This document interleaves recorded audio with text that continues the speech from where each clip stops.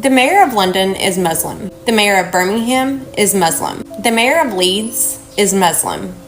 The mayor of Blackburn is Muslim. The mayor of Sheffield is Muslim. The mayor of Oxford is Muslim. The mayor of Luton is Muslim. The mayor of Oldham is Muslim. The mayor of Rochdale is Muslim. Now, this was achieved by 4 million Muslims out of the 66 million people that live in England. Today in England, there are over 3,000 mosques. There are 130 Sharia courts in England, and there are more than 50 Sharia councils. Today in England, one of the most popular names is Muhammad. I don't know how much more the radar can go off here. I really don't. Every school in the UK is also required to teach about Islam. Now, are we still calling that immigration, or are we calling that invasion? I mean, clearly, what are we calling that?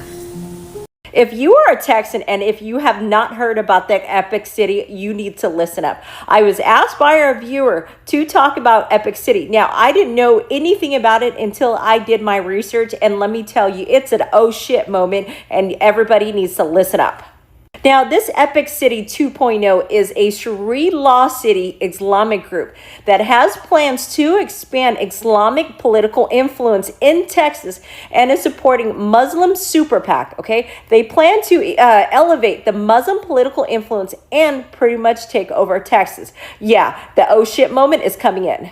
The New York government has now signed a bill that will allow the Muslim call to prayer to be broadcasted 5 times a day. Changed its noise ordinance, now allowing the Islamic call to prayer to be broadcast from speakers year-round 5 times a day. The Muslim call to prayer. 5 times a day, Muslims gather to pray at mosques, but the broadcast for the pre-dawn and nighttime prayers weren't allowed until now. The city eliminated time constraints from the part of its noise ordinance related to religious worship. In the summer, that means the call could go out as early as 3:30 a.m. and as late as 11 p.m. The New York City government has now signed and passed a bill that will allow the Muslim call to prayer to be broadcasted out loud with speakers 5 times a day. The New York City government allowing the Muslim call to prayer to be broadcasted out loud 5 times a day has garnered controversy from commenters online. Commenters claim that this is the biggest threat to America and that they allow this but won't allow church bells to ring. But what do you think about the situation? Do you agree with the commenters about the call to prayer? Comment your opinion down below. Do you know about the first Muslim city in America? Hamtramck, Michigan. It's an enclave of Detroit. Hamtramck is the first city in America to elect an all-Muslim city council and a Muslim mayor. They have a population of about 28,000 people, with over 60% being Muslim. In 2004, Hamtramck became one of the few cities, if not the first, to amend its noise ordinance to allow for the adhan to be called on a loudspeaker outside the masajid. On March 7th, 2024, they turned Holbrook Street into Palestine Avenue to show that they stand in solidarity with Palestinians as they face genocide. When are we going to have the next Muslim-ran city in America? This is a map of the second biggest religion in every state. As you can see, green is Islam, and green is literally almost half the map. It's the second largest religion in more US states than any other minority religion. And there's a misconception that most US Muslims are Arab. It's actually almost a third of us that are South Asian. About 25% are African American, and it's just 20% that are Arab. And Islam is highly urbanized in the United States. You'll find us in big cities: Chicago, New York City, Miami, Los Angeles, Dallas, Houston. Islam is the fastest growing religion in the world, and it's predicted by 2070, it'll be the majority. 20,000 Americans every year decide to convert to Islam. These converts say they don't regret their decision at all. Growing numbers of young Australian men and women who are converting to Islam. One of the world's largest religions is gaining followers from a very unlikely community. A growing number of Hispanics are changing their religion and following the teachings of Islam.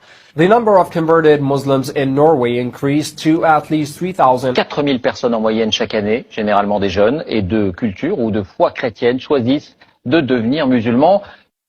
The latest U.S. Census suggests many of them are turning to Islam. According to a report by Faith Matters, the UK is seeing a surge in Brits converting to Islam. In the last year, around 5,200 people in Britain converted to Islam, as many as 100,000 have converted in the last decade. Here in the United States, while the Muslim contingent numbers an estimated 7 to 8 million, it's growing rapidly. 20,000 new converts. Would you say Islam has changed your lives? I can't even answer that because I mean, Islam has changed my life drastically. I took my Shahada in 2008, and at the time when I took my Shahada, it was like Labor Day weekend. So normally Labor Day weekend, I would be out on Eastern Parkway doing what they do on Eastern Parkway at that time. And I took my Shahada that weekend, and people were calling, and it was like very emotional. I was crying. It was. That's it. In Islam, it's all about welcoming everyone, right? And anyone being more welcoming and not judging people and leading with grace. You know, I just came from an event and they were saying, you know, when you're in the mosque and you see the sister in the back who doesn't have a job on, for instance, you don't know why she's there. Maybe she took the Shahada the night before. So you are that first example of what Islam is that she's seeing. So you always have to live with leading a good example. What would Islam expect from me in this moment, in every situation? For sure. So, I love it. And what were you guys' name? my name is Belko. And I'm Fanny. Nice to meet you guys. Behind me is the largest mosque in America. This is the Islamic Center of America, located here in Dearborn, Michigan. And if you didn't know, Dearborn, Michigan has the largest population of Arabs and Muslims anywhere in the United States. So many people dream of coming to America and, well, living the American dream. And just because you come to a new country where Christianity is still the dominant religion, it's important to remember that you can come to a place like this and connect with new friends, connect with old friends, family. The beautiful thing about Islam, and I guess religion in general, is that virtually anywhere you go in the world, there's always a chance that you're going to meet someone who belongs to the same faith, who holds the same ideologies, the same beliefs as you. And when you look at a building this massive, I mean, just think how many people in there, how many potential wives, husbands, lifelong friends are waiting inside these walls. No one is talking about the Muslim shift. Great shift amongst Muslims in America is upon us right now. It's no longer that we have lack of representation, lack of support, lack of community. We are up. Go into any hospital, all the top doctors are Muslims. We have so many Muslims that are getting into politics. You go into Silicon Valley, there's so many Muslim CEOs and founders. We have hundreds of halal options. We got hundreds of Yemeni coffee shops, hundreds of Suhoor fests. We literally have Muslim cities. Like Epic City is just like the tip of the iceberg. There's going to be hundreds of epic cities all across America. Give it like 20 years, the U.S. will be a Muslim country. Ramadan right now. Islam is a religion that is growing by the day. Research from the Pew Research Center shows that Latino representation among Muslims in America is on the rise. In 2011, Latinos made up 6% of the Muslim population. In 2017, that number was up to 8%. And there's a new study underway right now, which gives us an update on growth in the last 6 years. Mike Lebeda joins us now. Michael, numbers can only tell us so much. You've talked to someone who has seen that growth firsthand. Yeah, that's right, Karen. You know, he and I just completed our first week of Ramadan along, like you said, with millions of Muslims across the country, as well as 2 Coloradans who recently converted and are also Latino. When I first heard the call to Islam as a Chicano, I thought I was alone. But 2 years into my journey, I'm learning that Latino and Latina Muslims like me are not as uncommon as I once thought. Based on data, Latinos are the fastest growing ethnic group embracing Islam in America. Jaime Mujahid Fletcher is a Colombian American who embraced Islam 21 years ago. Soon, his father also wanted to learn about the religion, and Jaime had a hard time finding educational material that was written in Spanish. That effort grew into Islam in Spanish, an Islamic center that doesn't convert Latinos and Latinas, but provides educational information about the religion in Spanish.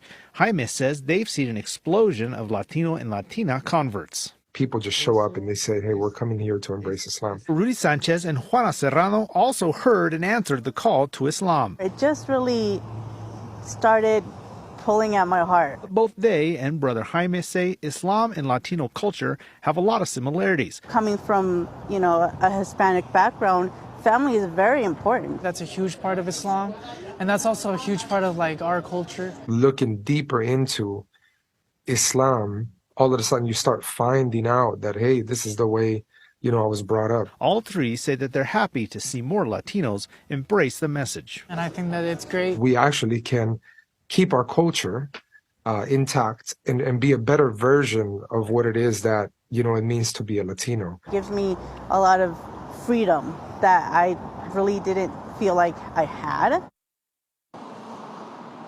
And if you needed any more anecdotal evidence that Latinos are flocking to Islam, just this morning I went to the masjid to shoot that video of myself praying for this story, and I met a brother Luis who has a Mexican background, and he just converted a few days ago.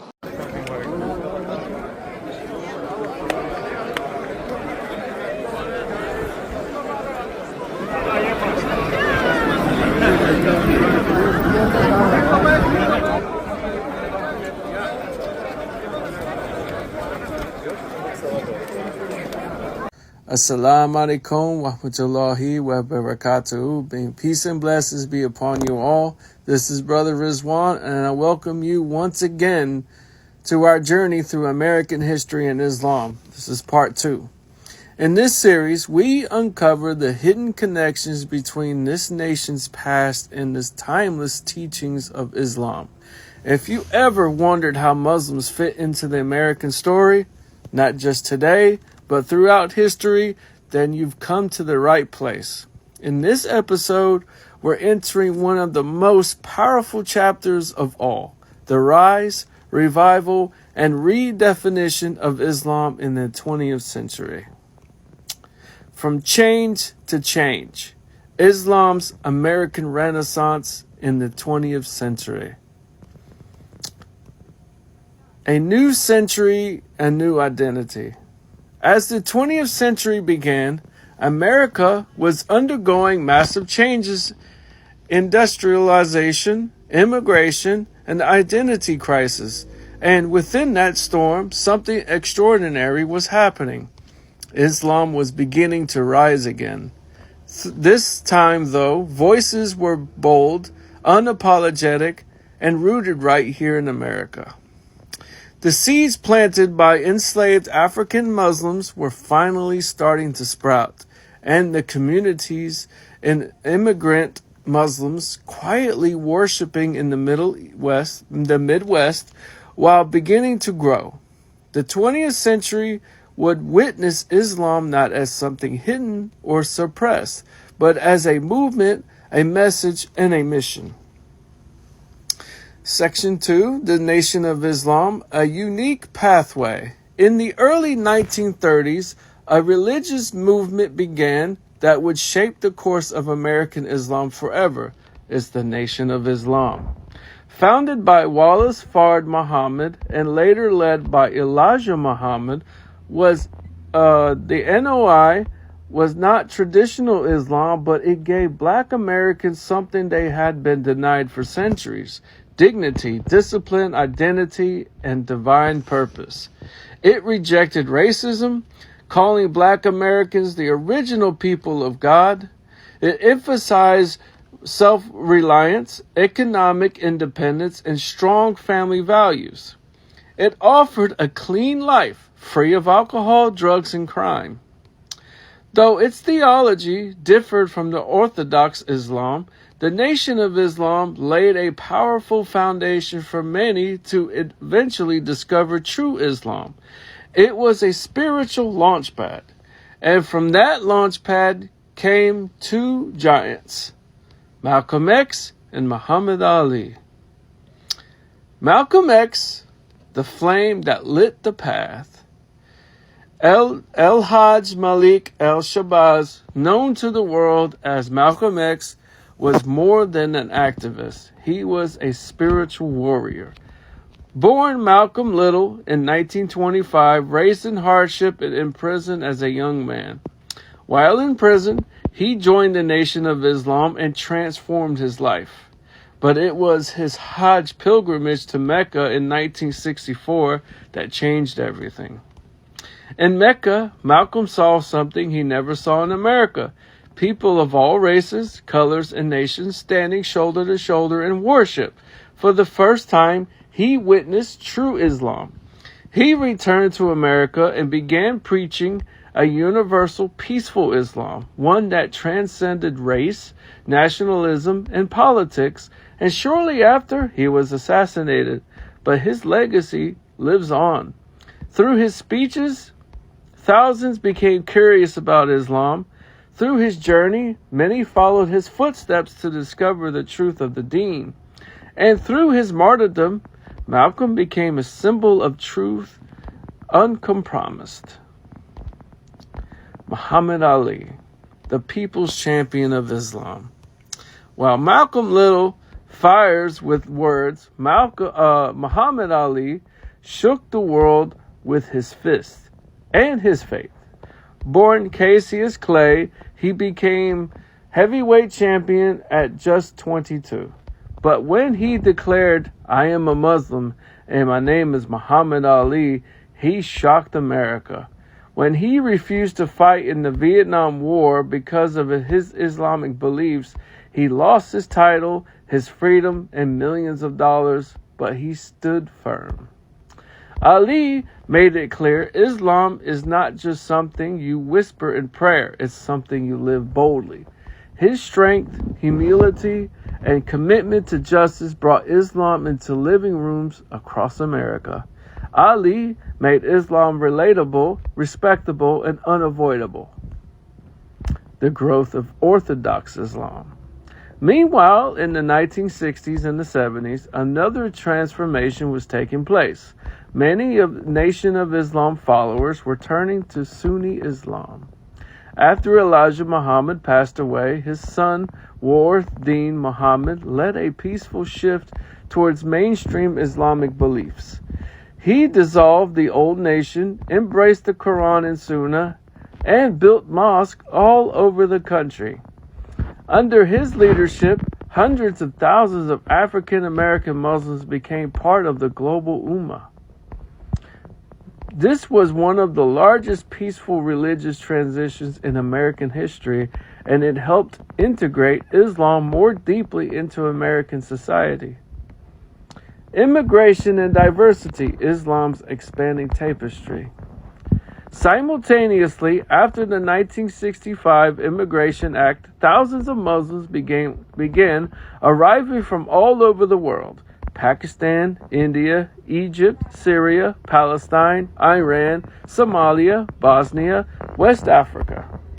They brought scholars, engineers, doctors, teachers, and the seeds of new masjids, Islamic schools, and vibrant communities. Today, Americans' Muslim population is one of the most diverse in the world. Black, white, Arab, Asian, Latino, and more. Islam in America reflects the very idea of unity through diversity. Islam in public life. By the 1990s and early 2000s, Islam had grown from the margins to the mainstream. Islamic centers were built in every major city. Muslim public figures like Imam Zaid Shakir, Sheikh Hamza Yusuf, and Dr. Ingrid Mattson gained national recognition. Muslim athletes, artists, and academics became role models, but with growth came challenges, especially after 9/11. Suddenly, Islam was under the microscope, misunderstood, mistrusted, and misrepresented. Yet through it all, Muslims stood strong. They opened their doors. They held interfaith events. They shared the Quran. They fed the poor, and they didn't give up. Now, this is the closing message. My beloved viewers, this is the legacy of Islam in the 20th century America, a legacy of struggle and strength, from the fire of slavery to the power of faith, from Malcolm to Mecca, from Ali's courage to the country's learning slowly to listen. Islam did not rise in America through force or fame. It rose through sincerity, sacrifice, and truth. And if this story moves you, then maybe, just maybe, it's time to look deeper into the faith that shaped these lives. Maybe it's time to ask, what is Islam really all about?